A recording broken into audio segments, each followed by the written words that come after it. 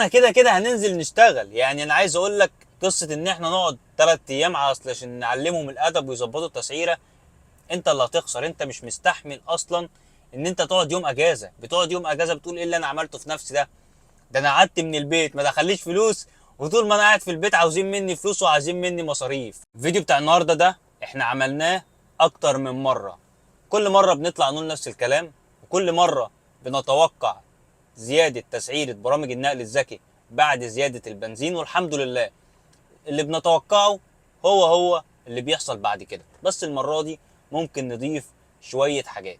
طبعا من امبارح بعد زياده البنزين ناس في الجروبات: شركات نقل الذكي هتعمل ايه؟ انا مش هشتغل غير لما يظبطوا التسعيره، المفروض الكيلو يبقى ب10، المفروض الكيلو بيبقى ب8. وفي ناس تقول لك ايه يا سيدي، ايه المشكله لما البنزين يزيد 2 جنيه؟ يعني في التفويله هتزيد كام؟ 30 جنيه.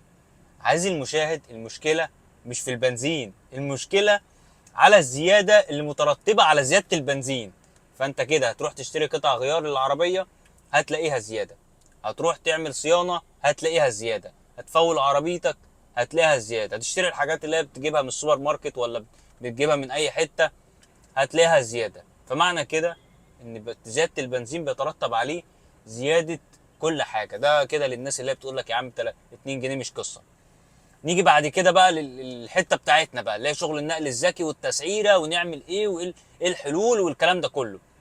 والله في ناس قالت لك انا موقف شغل لحد ما ظبطوا التسعيره، وفي الغالب الناس دي شغاله في مجال النقل الذكي كشغل اضافي، وكده كده معاه شغل اساسي بيصرف منه، فهو شغله بالنسبه له اضافي، فالتسعيره مش قد كده. لا خلاص هركن العربيه واقعد في البيت، كده كده ليا المرتب بتاعي. فالحل ده مش هينفع نقوله لان ده مش هينفع مع كل الناس. نيجي للحل التاني، ناس بتقول لك لا احنا لازم نعمل اضراب، نتفق كلنا على ساعتين ولا على يوم نقفل كلنا الابليكيشن ده، هيتعلموا الادب وهيغيروا التسعيره. اقول لك بص، مش عايزين نضحك على بعض. الموضوع ده جرب كتير قوي وما نجحش، واحنا مش هنتفق على حاجه. احنا كلنا كده، اي حد شغال في المجال ده عمرنا ما هنتفق على حاجه.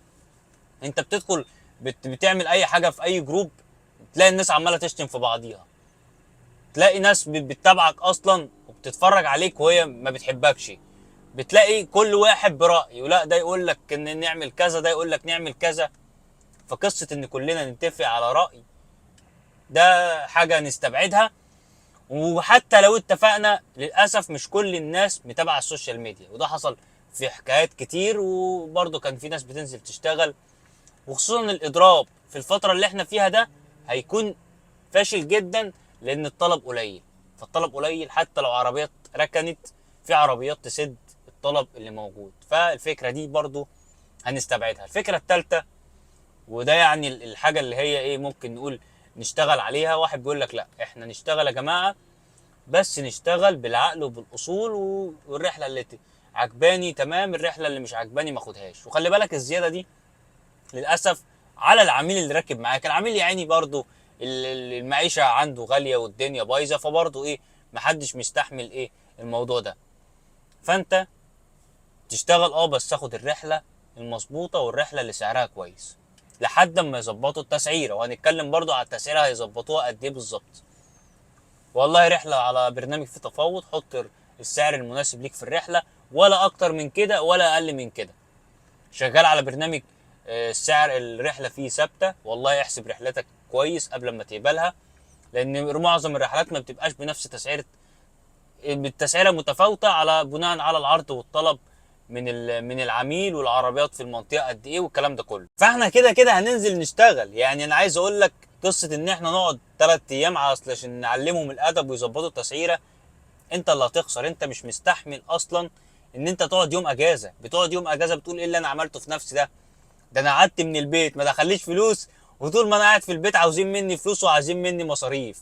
لا يا عم، ده انت بتنزل تشتغل اليوم اللي بعده وتقول يا ريتني ما قعدت يا اجازه. طب يا كابتن محمد قول لنا التسعيره المتوقعه ايه؟ الناس دي هتعمل معانا ايه؟ وهل فعلا هتزود التسعيره ولا لا؟ هم هيزودوا، بس كالعاده الزياده هتكون عامله ازاي؟ تلاقي برنامج كريم على بكره ولا حاجه بعت لك رساله: صباح الفل يا كابتن، عامل ايه؟ يا رب تكون بخير.